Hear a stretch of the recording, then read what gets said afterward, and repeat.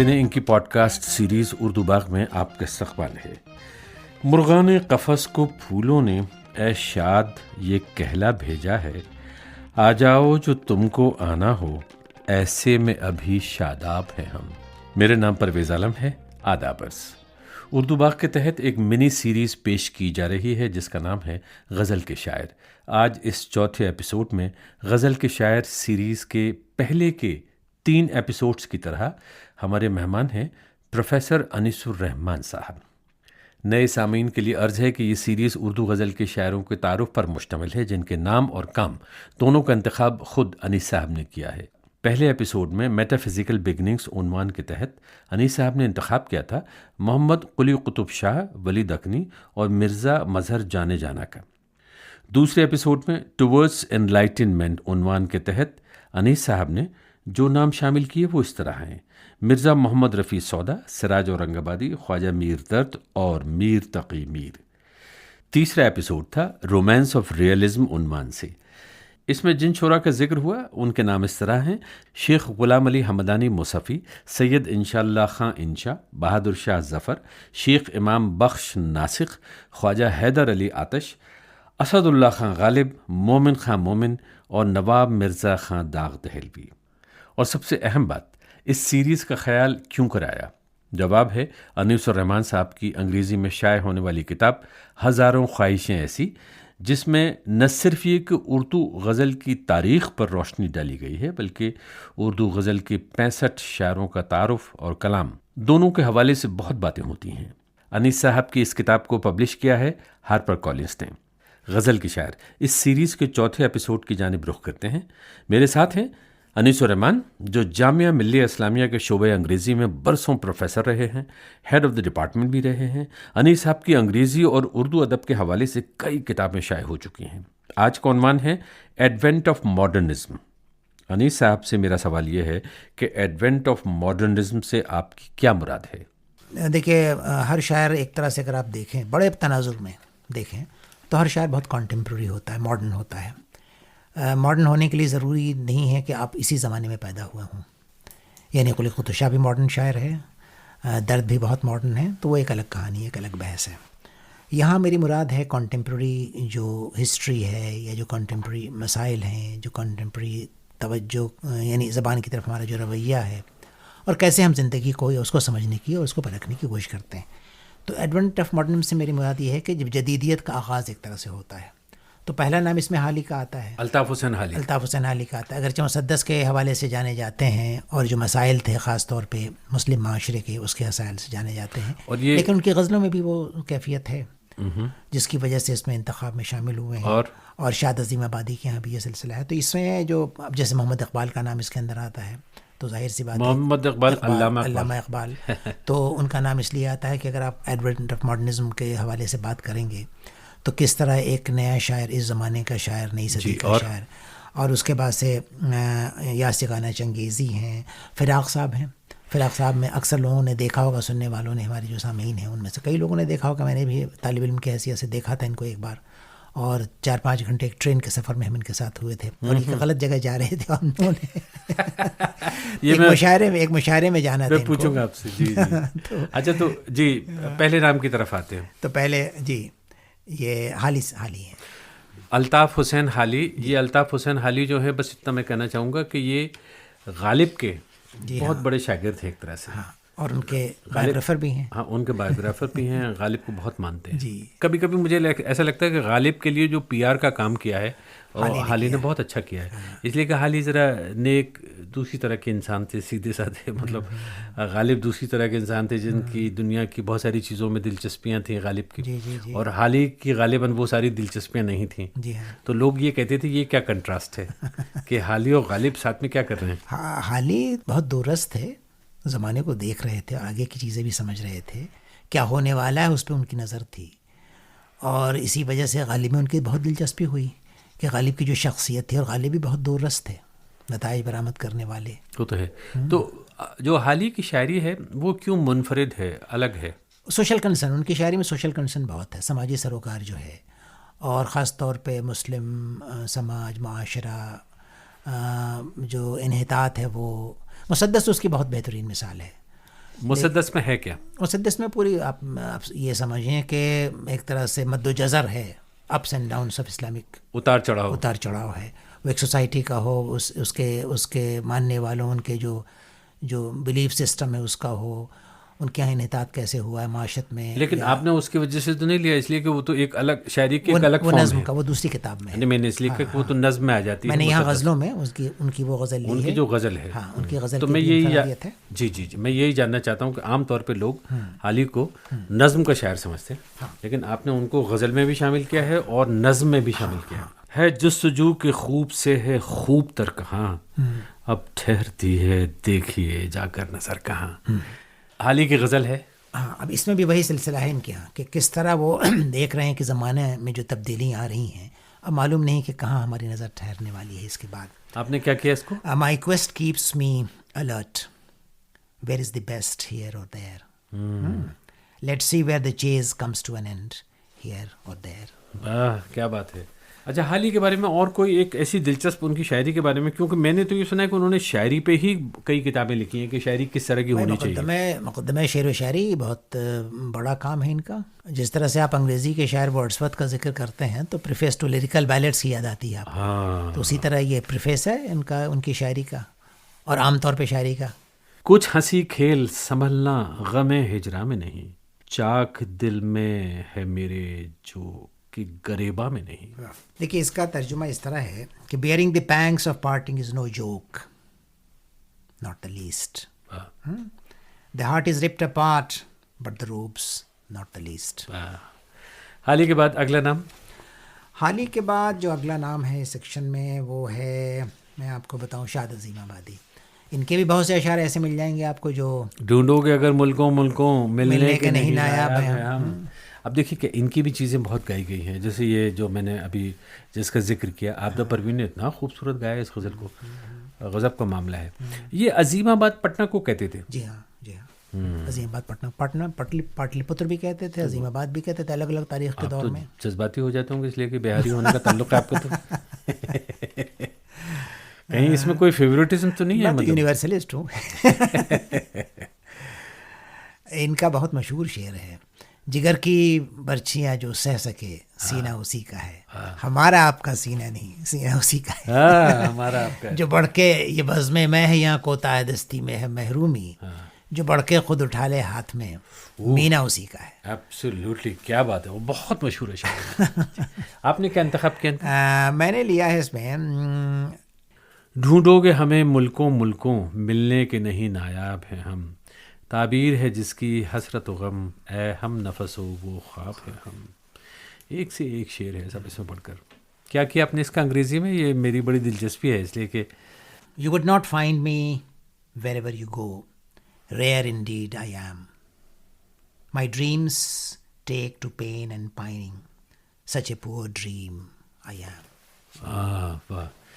اچھا، ان کے بارے میں تھوڑا سا بتائیے. شاد عظیم آبادی کس قسم کے انسان ہیں، کس قسم کی شاعری کرتے ہیں اور کیوں اس جگہ شامل ہیں؟ شاد جیسے اگر کچھ لوگوں نے کیا ہے کہ وہ بانٹا ہے اسکولز کے حساب سے، کہ یہ دلی اسکول ہے، یہ لکھنؤ اسکول ہے، عظیم آباد اسکول ہے. تو ایک تو یہ کہا گیا کہ صاحب یہ عظیم آباد اسکول کے سب سے بڑے شاعر ہیں. صحیح ہے، مناسب، بجا. لیکن میں ان کو اسکول کی حیثیت سے نہیں دیکھتا. میں دیکھ رہا ہوں کہ کانٹمپرری، یعنی جو زمانے کے جو شعراء تھے جو مختلف جگہوں سے لکھ رہے تھے، اس میں قید نہیں ہے زمانے کی کہ وہ کہاں سے لکھ رہے تھے اور کس جگہ سے لکھ رہے تھے، تو شاد اس میں آتے ہیں. تو یہی وجہ ہے کہ شاد کو ہم نے رکھا. اور دوسری بات یہ کہ جو غزل کا کینن ہے اس میں شاد اپنی جگہ پہ ہیں موجود. بہت عمدہ. ہاں. اگلے شاعر کون ہیں؟ اگلے شاعر حسرت موہانی.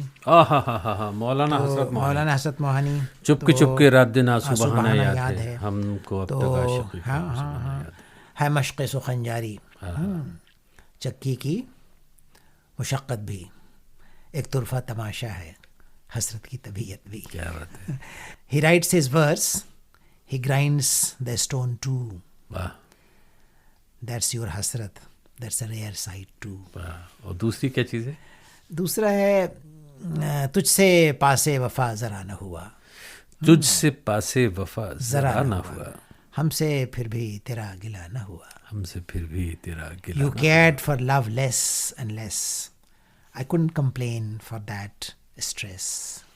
اچھا، حضرت موہانی کے بارے میں جو سب سے دلچسپ باتیں ہیں وہ یہی ہیں کہ ایک تو اپنے وقت کے مشہور اسکالر تھے، سیاستداں تھے، مطلب کہاں مطلب مسلم لیگ ہو یا وہ خلافت کا موومنٹ ہو، کانگریس کی پالیٹکس ہو، اس سب میں حضرت موہانی ہر جگہ موجود ہوں. اور ایک طرف ان کی شخصیت کا پہلو یہ بھی ہے کہ کہاں تو ایک طرف کہا جاتا ہے کہ 5 وقت کا نمازی ہیں، بڑے متقی پرہیزگار قسم کو مسلمان ہیں، اور دوسری طرف یہ کہ کرشن کنہیا کے بہت بڑے فالوور ہیں، بہت بڑے، اور متھرا جاتے تھے، ورنداون جاتے تھے، ہے نا، ہر جنماشٹمی پہ. ہاں، اس میں کوئی یعنی یہ گیس کرنے کی بات نہیں ہے، یہ سب دیکھی ہوئی چیزیں لوگوں نے دیکھا ہے اور بہت اس کو سیلیبریٹ کیا گیا ہے. ہماری سیکولر پوئٹری کے بہت اہم ستون میں سے شامل ہیں یہ، اور کرشن کی جو بھکتی ہے ان کے یہاں ملتی ہے اور بہت صاف طور پہ ملتی ہے. تو ایک لفظ جو ہندی کا بھی تھوڑی دیر پہلے ہم لوگ اس کا ذکر کرتے، سماویشی، یہ سماویشی شاعروں میں میں ان کو تصور کرتا ہوں. میں سمجھتا ہوں کہ انہوں نے انکارپوریٹ کیا بہت، کئی بار لوگ ایسے دھاراؤں کو ملایا بہت. جی جی، کئی بار لوگ کسی شاعر کی کوئی چیز سنتے ہیں تو وہ کہتے ہیں یار مولانا کو دیکھا، مولانا حضرت موہانی، ان کی داڑھی اور یہ وہ ساری چیزیں، تو پھر وہ یہ گانا کیسے لکھا انہوں نے کہ چپ چپ کے رات دن آنسو بہانا یاد ہے. اصل میں ہمارے یہاں جو ایک چیزیں ہمارے ذہن میں سانچے بنے ہوئے ہیں کہ صاحب داڑھی اور ٹوپی ہوگی تو اس کے معنی یہ ہوں گے، یہ نہیں ہوگی تو اس کے معنی یہ ہوں گے. حضرت کے یہاں ایک طرح کا انکارپوریشن ہے، بڑی رچ سینسبلٹی ہے یہ، اور یہی وجہ ہے کہ حضرت کے بارے میں یہ تھوڑی سی غلط فہمی ہمیں ہوتی ہے کہ چپکے چپکے ایک طرف لکھتے ہیں اور دوسری طرف داڑھی بھی رکھتے ہیں اور مسلح پہ بھی بیٹھے ہوئے ہیں. تو اس میں کیا کنٹرڈکشن ہے؟ نہیں ہے، نہیں ہے، بالکل نہیں ہے. کیوں نہیں ہے؟ کنٹرڈکشن یہ نہیں ہے کہ ایک لارجر پرسپیکٹو، زندگی کا ایک بہت بڑا تناظر ہے. جیسے اس غزل میں کیا ہے لارجر پرسپیکٹو؟ چپ کے رات دن آنسو بہانا ہے، یہ تو عاشقانہ غزل ہے. اوکے، ہاں، یہ عاشقانہ غزل ہے، لیکن ان کے ہاں ویسے بھی مضامین ہیں جو عاشقانہ نہیں ہیں اور بالکل دوسری دنیا میں آپ کو لے جاتے ہیں، ستاروں سے آگے لے جاتے ہیں آپ کو، جس کی بات بعد کے زمانے میں اقبال کرنے والے ہیں، ہے نا. تو یہ سلسلہ ہے. اگلا نام ہمارا کیا ہے؟ اگلا نام اقبال ہے. علامہ اقبال. علامہ اقبال ہیں، غزل کے بھی اتنے بڑے شاعر ہیں جتنے بڑے وہ نظم کے شاعر ہیں. ڈاکٹر محمد اقبال. اب ڈاکٹر محمد اقبال کے بارے میں کہتے ہیں چھوٹا منہ بڑی بات ہے، میں تو سوچتا ہوں میں کیا کہوں گا اور میں آپ سے کیا کہلواؤں گا، اور وہ کون سی ایسی باتیں ہیں جو لوگ بہت زیادہ جانتے نہیں ہیں. علامہ اقبال مطلب پورے ساؤتھ ایشیا، ہندوستان، پاکستان اب جو کہلاتا ہے پوری شاعری میں، ایشیا بلکہ، اس کا ایک پورا تھاٹ پروسیس ہے کہیں نہ کہیں. وہ اس کا جو فلسفہ ہے اپنے جو ایشین، جس کو مشرقی تہذیب بھی کہتے ہیں بہت بار، اس کے نمائندہ شاعر بھی کہے جا سکتے ہیں، کسی حد تک کہہ سکتے ہیں. بالکل ہیں. جی جی جی.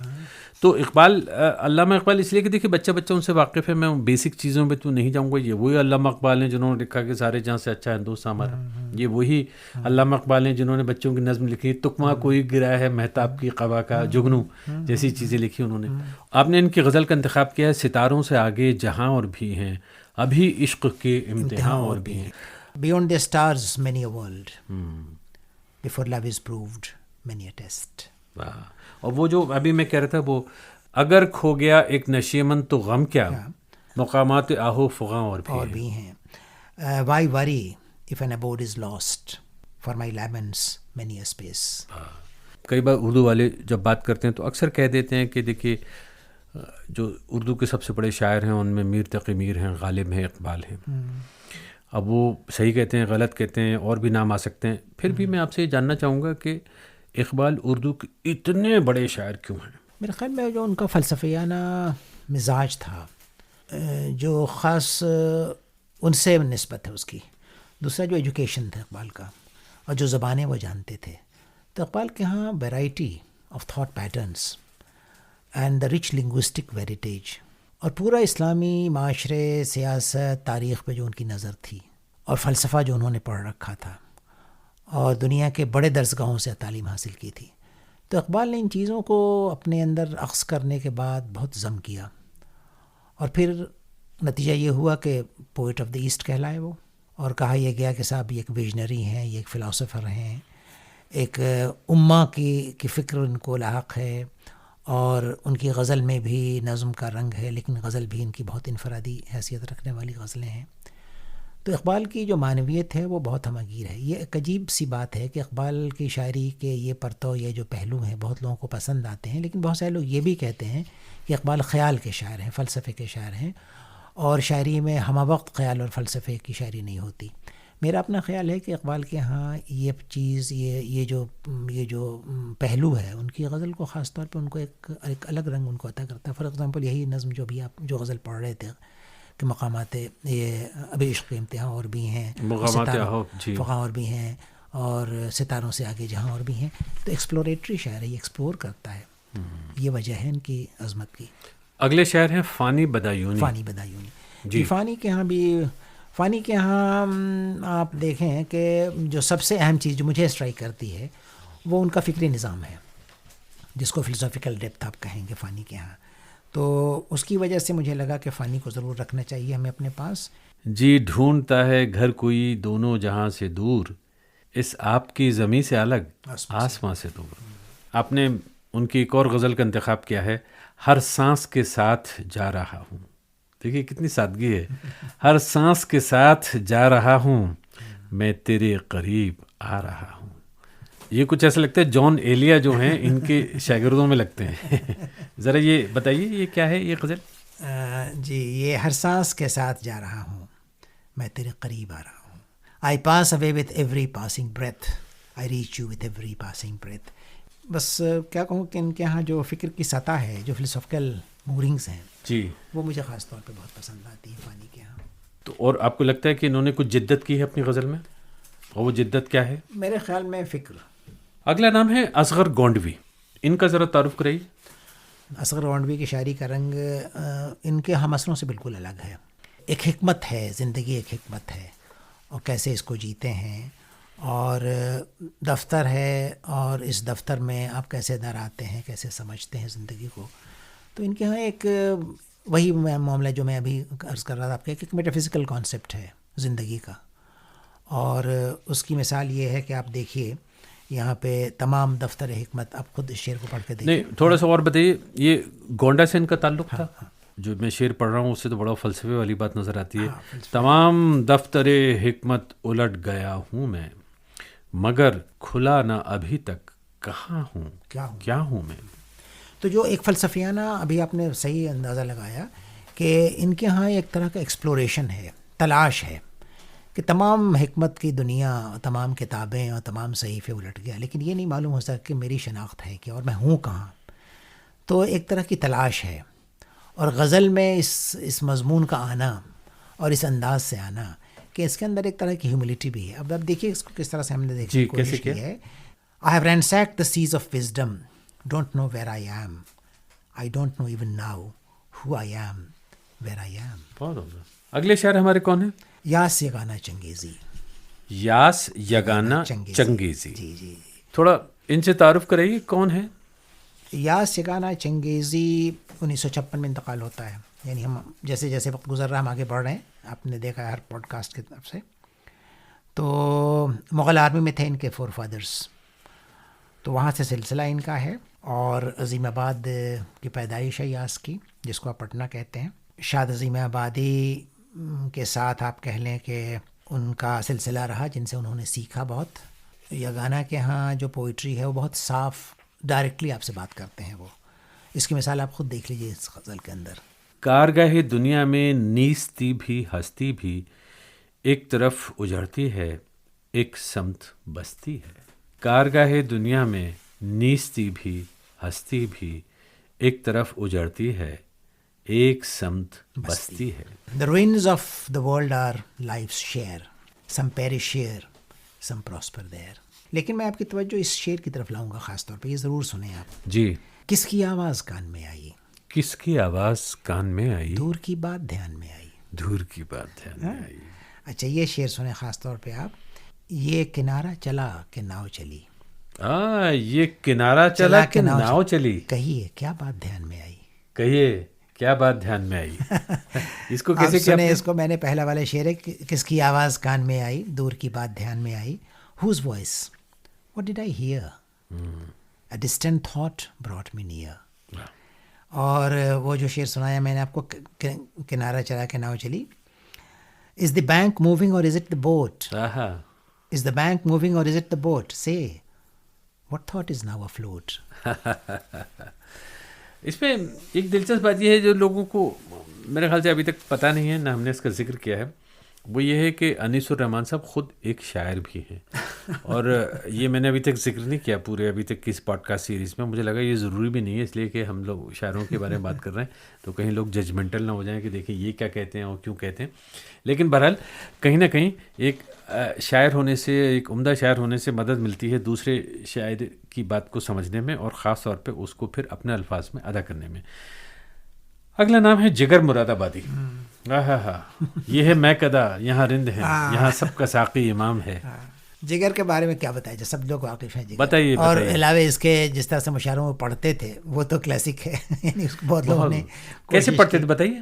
اب میں اس کو یا کوئی جو ایکٹر ہو تو بتا سکے گا ان کی آواز میں، لیکن ان کا ایک انداز تھا اور ایک لہن جس کو آپ کہتے ہیں، اور جو میوزیکلٹی تھی اور اتار چڑھاؤ ایک مصرے سے دوسرے مصرے میں پہنچتے کیسے تھے، وہ جگر کا خاص انداز تھا.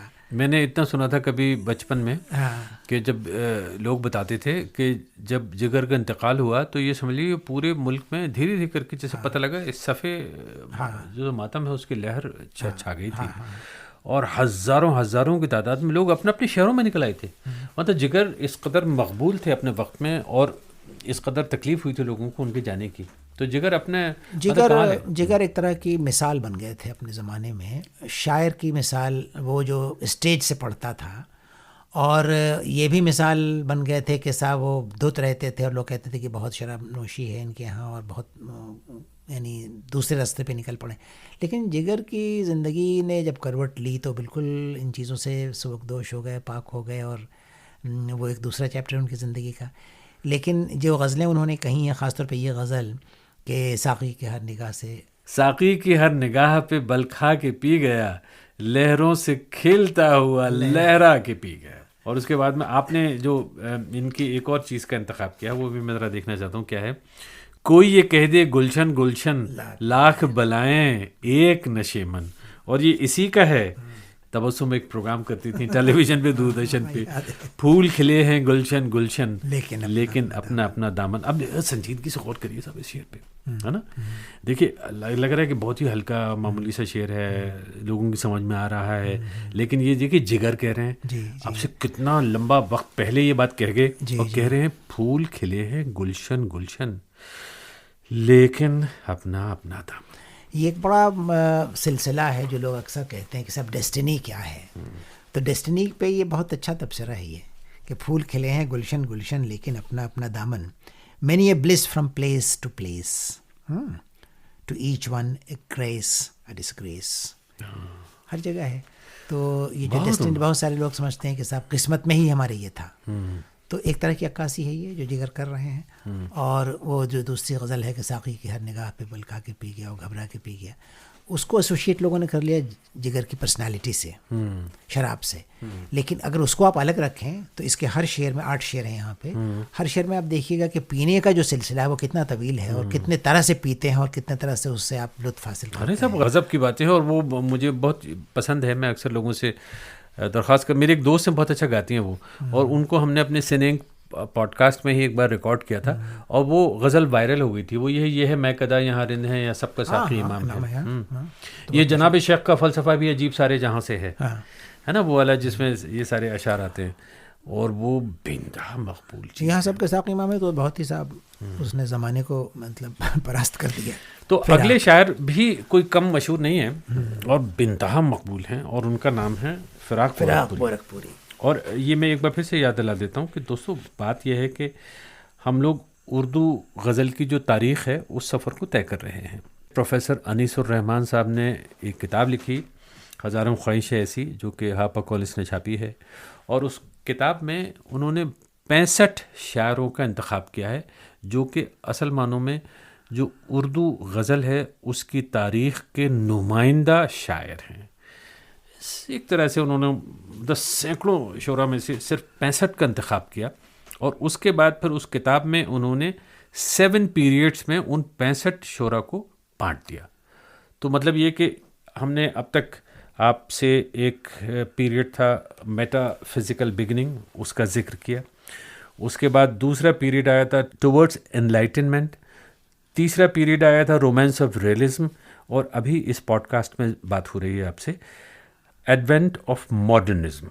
ایڈوینٹ آف ماڈرنزم، اور اس میں ہم جن شعراء کو اب تک ڈسکس کر رہے ہیں ان کے بارے میں آپ کو پتہ ہی لگ گیا، لیکن یہ کہ اب جو ہمارے شاعر ہیں وہ ہیں فراق گورکھپوری. فراق گورکھپوری 1896 میں پیدا ہوتے ہیں، 1982 میں انتقال ہو جاتے ہیں. میں صرف اپنی طرف سے اتنا کہوں گا نہیں صاحب کہ جب ان کا انتقال ہوتا ہے تب میں نے آل انڈیا ریڈیو جوائن کر لیا تھا. اچھا. اور مجھے محمود ہاشمی اور مجیب صدیقی جو کہ آل انڈیا ریڈیو کی اردو سروس میں بڑے مشہور پروڈیوسرس ہوتے تھے، میں روکی تھا بالکل، یہ نیا روکی مطلب نیا پہنچا ہوں، اور وہ مجھے حالانکہ میں اردو سروس میں ابھی نہیں تھا، میں اس میں تھا آل انڈیا ریڈیو کے دلی اسٹیشن پہ تھا، لیکن پھر بھی کیونکہ وہ مجھے جانتے تھے، میں پہلے اردو سروس میں تھوڑا بہت کام کیا تھا، مجھ سے کہتے ہیں کہ بھئی تم کسی طرح سے جا کے وہاں All India Institute of Medical Sciences میں فراق گورکھپوری صاحب بھرتی ہیں، علاج چل رہا ہے، ان کا انٹرویو کر لو.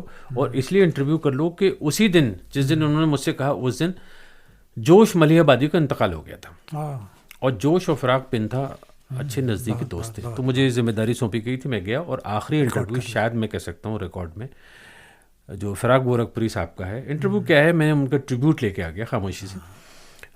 وہ فراق صاحب کا ہے. فراق کون ہے؟ فراق وہ شاعر ہیں ہمارے جن کے مطالعے کو اگر آپ دیکھیں تو جو انڈین سورسز ہیں فلسفی کے اور لٹریچر کے، اس کو انہوں نے ساتھ ساتھ لے کے ایک اپنی نئی دنیا بنائی، جس میں ہندو میتھولوجی بھی ہے، ہندو وومن کا ایک کیریکٹر جو ہے، ہندوستانی وومن کا جو کیریکٹر ہے، جو بہت روٹڈ ہے، اپنی جڑوں سے وابستہ ہے، جو آوازیں اس کو جو بازگشت ہے، جو تاریخ اور جو سماج کے حوالے سے ان تک پہنچتی ہیں. تو فراق اکیلا شاعر اس زمانے کا جنہوں نے اردو بھی پڑھی ہے، اردو کے شاعر ہیں، ہندی جانتے ہیں، اور اس کے علاوہ جو دوسرے سورسز ہیں، فلسفیکل سورسز اور ریلیجس ٹیکسٹ، سو ان تمام کو ملا کے انہوں نے ایک اپنی نئی دنیا بنائی. تو فراق کے ہاں جو ایک پاسٹ کا تصور ہے، رات کا جو تصور ہے، انڈین وومن کا جو تصور ہے، خاص ان کی جو رباعیاں ہیں، فراق کی رباعیاں بہت خاص ہیں جو ان کے پورے اس کتاب میں شامل ہے. روپ کی رباعیاں اگر آپ دیکھیں تو ہندوستانی عورت کا جو مجسمہ انہوں نے، شعری مجسمہ کہیے آپ اس کو، جو تخلیق کیا ہے، وہ فراق کے یہاں خاص طور پہ بہت قابل ذکر ہے، جو آپ کہیں اور نہیں ملتا. لیکن فراق کے یہاں جیسے یہ غزل جو اس میں شامل ہے اس کو آپ دیکھیے، رات بھی نیند بھی کہانی بھی، ہائے کیا چیز ہے جوانی بھی. رات بھی نیند بھی کہانی بھی، ہائے کیا چیز ہے. اب جوانی کو ڈیفائن 3 چیزوں سے کیا انہوں نے. کیسے کیا آپ نے؟ ایک کہا ہے کہ رات ہے اور نیند ہے اور کہانی ہے. جوانی یہ 3 چیزیں ہیں. تو میں کہتا ہوں کہ a night a slumber a tale too, a night a slumber a tale too, pure bliss bubbly's life ale too. بہت عمدہ. یہ آخری شاعر ہیں اس میں جی، ایڈوینٹ آف ماڈرنزم میں. اب میں آپ سے ایک آخری سوال کر لیتا ہوں، اور میرے نقطہ نظر سے تکلیف دہ سوال ہے. آپ کو تکلیف نہ ہو جواب دینے میں. نہیں آپ تو مجھے بلا تکلف باتیں کریں. آپ سوچئے ایڈوینٹ آف ماڈرنزم میں فراق ہیں، اور ابھی میں نے ایک قصہ سنا تھا آپ کو کہ میں نے جوش ملیح آبادی کا تبھی 1982 میں انتقال ہوا تھا، میں ان کا انٹرویو کرنے گیا اور بہت بلک کر رو پڑے تھے فراق گورکھپوری جوش کو یاد کرتے وقت. اس لیے کہ جوش بڈیز یہ تو بالکل بہت پیارے جگری دوست تھے. جوش ملیح آبادی کا نام نہیں ہے آپ کی کتاب میں، اس والی کتاب میں کہیں بھی ذکر ہی نہیں ہے ان کا، نہ ان کا اس فیز میں آپ نے ان کا نام شامل کیا ایڈوینٹ آف ماڈرنزم میں. کیا اس کی وجہ یہ ہے کہ جوش بنیادی طور پر نظم کے شاعر ہیں. ایک پہلا پوائنٹ جو ہے وہ یہ ہے، اور دوسرا یہ ہے کہ ان کی غزلوں میں بھی نظم کی کیفیت ہے. اب دیکھیے یہ تو والی بات ہے، جیسے ان کی غزلیں اس قدر مشہور ہیں، سوز غم دے کے مجھے اس نے یہ ارشاد کیا، جا تجھے کشمکش دہر سے آزاد کیا. اور یہ وہی جوش ہیں جو کہہ رہے ہیں دل کی چوٹوں نے کبھی چین سے رہنے نہ دیا، جب چلی ٹھنڈی ہوا میں نے تجھے یاد. یہ ہمارے محاورے کی زبان بن گئی ہے ان کی غزل. بالکل صحیح کہا آپ نے. جوش کا معاملہ یہ ہے کہ جتنی ان کے مجموعہ کلام بہت ہیں، بلکہ ابھی حال میں بہت ہیں. ہاں نہیں، حال میں ان کا نیا مجموعہ کلام آیا جس میں ان کا وہ کلام شامل ہے جو لوگوں تک نہیں پہنچا تھا، اور مکمل چیزیں چھپ گئی ہیں کراچی سے بھی اور کئی اور جگہوں سے باہر کے ملکوں میں چھپی ہیں. معاملہ وہ نہیں، معاملہ یہ ہے کہ بنیادی طور پہ ان کی پہچان کیا ہے، شناخت کیا ہے. تو جوش نظم کے شاعر ہیں. یہاں تک میں کہنا چاہوں گا کہ جوش کی غزلوں میں بھی نظم کی کیفیت ہے، چنانچہ اس کتاب میں نہیں بلکہ ان کا مقام جو میری نظر میں ہونا چاہیے تھا وہ نظموں والی کتاب میں ہونا چاہیے تھا جہاں وہ موجود ہیں. تو ہزار رنگ شاعری جو اس کے بعد آئی تھی اس میں جوش موجود ہے پورے تمطراق کے آپ ساتھ. نے ان کو ایک نظم کو شاعر کی حیثیت سے شامل کیا ہے. اور یہ بھی کہتا ہوں ساتھ ساتھ کہ ان کی نظموں میں بھی غزلوں میں بھی نظم کی کیفیت شامل ہے. نہیں وہ تو آپ کہتے ہیں، لیکن یہ کہ بہت بار ایسا ہوتا ہے کہ دیکھیے اگر وہ ردیف قافیے کی اسی طرح سے پابندی کریں جو کہ غزل کا شعر آپ سے ڈیمانڈ کرتا ہے تو پھر وہ نظم کا رنگ آ ہی جاتا ہے. نہیں تو اس میں اور بہت لوگوں نے غزلیں اس طرح سے کہی ہیں، بہت لوگوں نے نظمیں بھی اس طرح سے کہی ہیں کہ لگتا ہے یہ غزل ہے کہ نظم ہے. ہاں نہیں جوش پہ میری ایک ٹاک ہے بہت کوئی آدھے گھنٹے 45 منٹ کی ٹاک ہے. اس میں نے اس پوائنٹ پہ بحث کی ہے. وہ ریختہ کے ویب سائٹ پہ آپ کو انٹرویو ملے گا. ہمارا انٹرویو نہیں میری گفتگو ہے. تو کوئی شاعر ایسا نہیں ہوگا جس نے غزلیں نہ کہی ہوں، لیکن اس کی اصل پہچان کہاں ہے؟ تو میری نظر میں ان کی جو پہچان ہے وہ نظم کے حیثیت سے ہے. ٹھیک ہے، لیکن یہاں پہ لوگوں کو تو ان کے یہاں اتنا کلام ہے کہ اس میں غزلیں آپ کو ملیں گی 50. بہت غزلیں ہیں. ہاں لیکن اصل جوش کہاں ہے؟ اصل جوش جو ہے وہ نظموں میں ہے، غزلوں میں نہیں. اب دیکھیے ان کا یہ شعر ہے، یہ بات، یہ تبسم، یہ ناز، یہ نگاہیں، آخر تمہیں بتاؤ کیوں کرنا تم کو چاہیں. مطلب کلاسیکل انداز سے، اس قدر خوبصورت انداز سے جوش کی مشہور غزلیں ہیں. لیکن بہرحال اس پہ ہماری آپ سے بات ہوئی ہے کہ یہ جو آنر ہے آپ کا ہے اور یہ فیصلہ آپ کا ہے کہ کس کو آپ نے اس کتاب میں شامل کیا، کس کو آپ نے اس کتاب میں شامل نہیں کیا. اب یہ بتائیے، ہم نے 4 پیریڈس کور کر لیے ہیں اب تک. تو دیکھیے صاحب، اس پوڈ کاسٹ میں ہم نے ایڈونٹ آف ماڈرنزم اس پیریڈ کا ذکر کیا جو کہ اردو غزل کا ایک ادھیائے یا چیپٹر ہے. خواجہ الطاف حسین حالی، شاد عظیم آبادی، حسرت موہانی، محمد اقبال، فانی بدایونی، اصغر گونڈوی، یاس یگانہ چنگیزی، جگر مراد آبادی اور فراق گورکھپوری، ان کا ذکر ہو گیا. اب ہمارا اگلا ٹاپک ہوگا پروگریسو پوئٹس. یہ غزل کی تاریخ کا سفر ہے اور اس میں ہم کور کریں گے یا اس میں ہم ذکر کریں گے اسرار الحق مجاز، فیض احمد فیض، معین احسن جذبی، جانثار اختر، مجروح سلطان پوری کا. شکریہ.